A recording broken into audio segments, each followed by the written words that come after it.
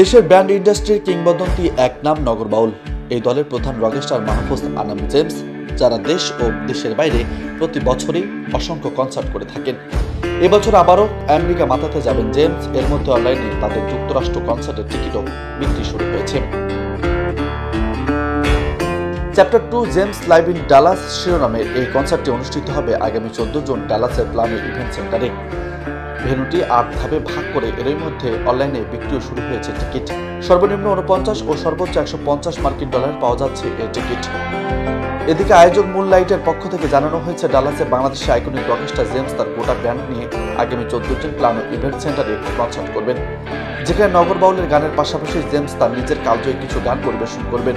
তাই বাংলাদেশের রক সঙ্গীতের গুরুকে সরাসরি দেখার সুযোগটি যেন কেউ মিস না করে, তার জন্য আয়োজকদের পক্ষ থেকে অনলাইনে এর মধ্যে প্রচারও শুরু হয়েছে। এর আগে ব্যান্ড নগর বাউল 2023 সালে যুক্তরাষ্ট্রে কনসার্ট করতে যায়। সেবার দেশটি 10 রাজ্যে 10টি শো করার কথা থাকলেও এই সঙ্গীত সফরে সব মিলিয়ে 25টি শোতে পারফর্ম করে ব্যান্ডটি। তবে এবার কয়েকটি কনসার্ট করবে নগর বাউল তা জানা যায়নি, শুধু ডালাসের কনসার্ট সম্পর্কে বিস্তারিত জানা গেছে। এদিকে দেশের বাইরে সর্বশেষ সৌদি আরবের রিয়াদে কনসার্ট করে ব্যান্ড নগর বাউল, যা ছিল দেশটিতে তাদের প্রথম কোনো কনসার্ট।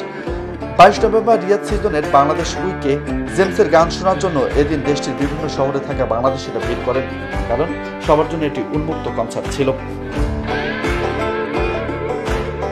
নিউজ ডেস্ক, বার্তা 24।